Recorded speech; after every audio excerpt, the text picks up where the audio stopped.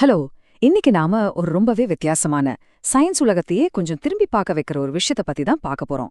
வழக்கமான அறிவியல் கோட்பாடுகளை தாண்டி பானோ நானோ அணு உலை அல்லது ஐசோடோப் ரெசனன்ஸ் கோட்பாடு அப்படின்னு ஒரு புதுமையான ஐடியா உருவாகியிருக்கு. சரி, அது என்ன? இது நிஜமாவே எப்படி வேலை செய்யுதுன்னு சொல்றாங்க? வாங்க நேரடியா விஷயத்துக்குள்ளேயே போயிடலாம். இப்போ இந்த படத்தை கொஞ்சம் கவனமா பாருங்க.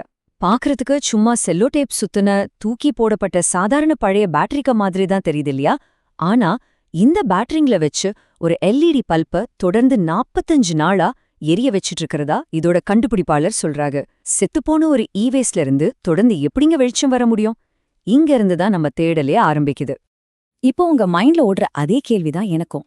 முழுமையா தீர்ந்து போன வெறும் 2.3 வோல்ட் 40 மில்லி ஆம்பியர் மட்டுமே மீதம் இருக்க ஒரு பழைய பேட்டரி எப்படி தொடர்ந்து 45 நாளைக்கு பவர் கொடுக்க முடியும்? இதை விட ஆச்சரியம் என்னன்னா, இதை வச்சு ஒரு 5 வோல்ட் டிசி மோட்டாரை கூட ஓட வைக்க முடியுமா? சயின்ஸ் படி ஒரு பேட்டரியில கெமிக்கல் தீர்ந்துட்டா அவ்வளவுதான், அதோட கதை முடிஞ்சுது.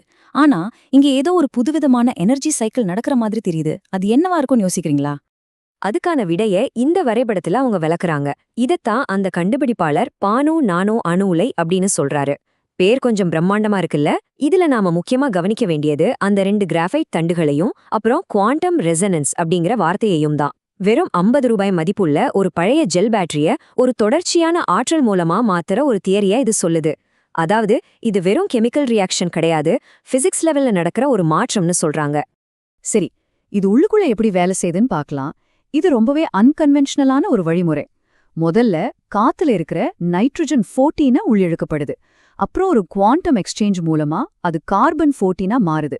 அடுத்ததுதான் ட்விஸ்ட். அந்த கார்பன் 14 மறுபடியும் பீட்டா டிகே, அதாவது பீட்டா சிதைவுக்கு உள்ளாகி தொடர்ந்து ஆற்றலை வெளியேத்துது. சிம்பிளா சொல்லணும்னா, பேட்டரிக்கு உள்ள இருக்கிற கெமிக்கல்னால இது எரியல, காத்துல இருக்கிற நைட்ரஜன்னால தான் இந்த மொத்த சுழற்சியுமே நடக்குதுன்னு இந்த தியரி சொல்லுது. இதை எக்ஸ்பிளைன் பண்ணதான் ஐசோடோப் ரெசொனன்ஸ் அப்படிங்கிற வார்த்தையை பயன்படுத்துறாங்க. இது ஒரு மேக்ரோஸ்கோபிக் குவாண்டம் எஃபெக்ட் அப்படின்னு சொல்றாங்க.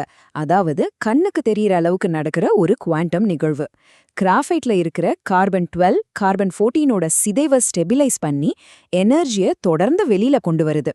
அப்ளைட் குவாண்டம் மெக்கானிக்ஸ் கோணத்துல முன்வைக்கப்படுற இது ஒரு நடுநிலையான பார்வையாளரா பார்க்கும்போது நிஜமாவே ரொம்பவே சுவாரஸ்யமான ஒரு தியரியா இருக்கு. இதுல இன்னொரு ஹைலைட் என்ன தெரியுமா? பெரிய பெரிய லேப்ல பல கோடி ரூபாய் செலவு பண்ணி நடக்கிற ரிசர்ச்சர்களுக்கு நடுவுல இது ஒரு சாதாரண சாமானியனோட கண்டுபிடிப்பா வந்திருக்கு. கையால வரையப்பட்ட இந்த வரைபடத்தை பாருங்களேன். வெறும் 50 ரூபாய் செலவுல குப்பையில போடுற பேட்டரிய வச்சு 60 நாளைக்கு வெளிச்சம் தர ஒரு செட்டப் பண்ண முடியும்னு இது காட்டுது. எந்த ஒரு பெரிய சயின்டிபிக் எக்யூப்மெண்ட்டும் இல்லாம இயற்கையோட தத்துவத்தை மட்டுமே நம்பி பண்ணிருக்காங்க. இதோட ஆழம் இன்னும் கொஞ்சம் பெருசுங்க. இந்த கண்டுபிடிப்பாளரோட பொண்ணு இயல் யூகேல ஆஸ்ட்ரோபிசிக்ஸ் படிச்சுட்டு இருக்காங்க. அவங்க ஒரு பிரசன்டேஷன்ல இந்த பேட்டரியில நடக்கிற ஆற்றல் சிதவை நம்ம 2000 வருஷம் பழமையான புறநானூற்று பாடலோட ஒப்பிட்டு பேசிருக்காங்க. சென்னாயிற்று செலவும் அப்படிங்கிற அந்த வரி ஆற்றலை இழந்து இறக்கும் தருவாயில இருக்கிற ஒரு மாபெரும் சிவப்பு அரக்கன் நட்சத்திரத்தை, அதாவது ஒரு ரெட் ஜெயண்ட் ஸ்டாரை குறிக்குது. இந்த கம்பேரிசனை கொஞ்சம் யோசிச்சு பாருங்களேன். ஒரு பக்கம் விண்வெளியில பல கோடிக்கணக்கான வருஷங்களா எரிஞ்சு இப்ப ஆற்றல் குறைஞ்சு சாகப்போற ஒரு பிரம்மாண்டமான நட்சத்திரத்தோட குவாண்டம் சிதைவு. இன்னொரு பக்கம் நம்ம டேபிள் மேல இருக்கிற செல்லோ டேப் சுத்துன இந்த சின்ன பேட்டரிக்குள்ள நடக்கிற அதே பீட்டா சிதைவு. அந்த மிகப்பெரிய மேக்ரோஸ்கோபிக் பிரபஞ்சத்தையும் இந்த குட்டி மைக்ரோஸ்கோபிக் பேட்டரியும் லிங்க் பண்ற இந்த ஐடியா கேக்குறப்பவே கொஞ்சம் கூஸ்பம்ஸா இருக்குல்ல? ஆனா அவங்களோட ஐடியா இந்த சின்ன எல்இடி பல்போட நிக்கல. அவங்களோட ஃபியூச்சர் பிளான் ரொம்பவே பிரம்மாண்டமானது. இந்த 20 கிலோ எடையுள்ள ரெசனன்ஸ் பேட்டரி டிசைனை பாருங்க. இது ஒரு இண்டஸ்ட்ரியல் லெவல் மாடல். இது கிட்டத்தட்ட 100 ஆம்பியருக்கும் அதிகமான கரண்ட்டை உள்ளிழுத்து சுமார் 7.2 கிலோவாட் ஆற்றலை தொடர்ந்து கொடுக்கிற ஒரு பீட்டா டிகே பிளான்ட்டாவே செயல்படும்னு சொல்றாங்க. இது இப்போதைக்கு ஒரு கருத்தாக்கமா இருந்தாலும் இது சாத்தியமானா அதோட விளைவுகள் எப்படி இருக்கும்னு நினைச்சு பாருங்க. பொருளாதார ரீதியா இது எவ்வளவு பெரிய விஷயம் தெரியுமா? இந்த பெரிய உலை சக்சஸ் ஆனா வெறும் 5000 ரூபாய் செட்டப்ல எந்த ஒரு பெட்ரோல், டீசல், நிலக்கரி செலவும் இல்லாம தினமும் 72 யூனிட் மின்சாரத்தை உற்பத்தி பண்ண முடியுமா? ஒரு மணி நேரத்துக்கு 3 கிலோவாட் வீதம் 24 மணி நேரமும் ஓயாம வேலை செய்யற ஒரு பவர் சோர்ஸ் இது. ரெகுலர் சயின்ஸ் படி இது எப்படி சாத்தியம்னு பல கேள்விகள் இருந்தாலும் இந்த நம்பர்ஸ் ரொம்பவே மலைக்க வைக்குது. ஆக மொத்தம் இவங்களோட அல்டிமேட் விஷன் என்னன்னு பார்த்தா உலகத்தையே பயமுறுத்துற வேஸ்ட், அதாவது மின்னணு கழிவுகளை ரீசைக்கிள் பண்றது, ஜீரோ ஃபியூவல் காஸ்ட், எந்த தடங்களும் இல்லாத 3 கிலோவாட் கரண்ட், அப்புறம் காத்துல இருக்கிற நைட்ரோஜனை வச்சு ஒரு மேக்ரோஸ்கோபிக் குவாண்டம் அறுவடை செய்யறது, வறுமையை ஒழிக்கிற ஒரு சயின்டிபிக் தீர்வா இதை முன்னிறுத்துறாங்க.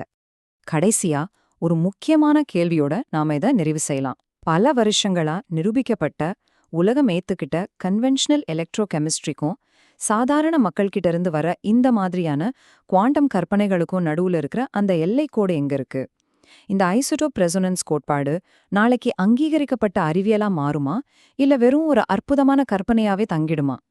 விடை தெரியலனாலும் இது கண்டிப்பா நம்ம எல்லாரோட சிந்தனையும் கொஞ்சம் மாத்தி யோசிக்க வச்சிருக்குன்னு தான் சொல்லணும்.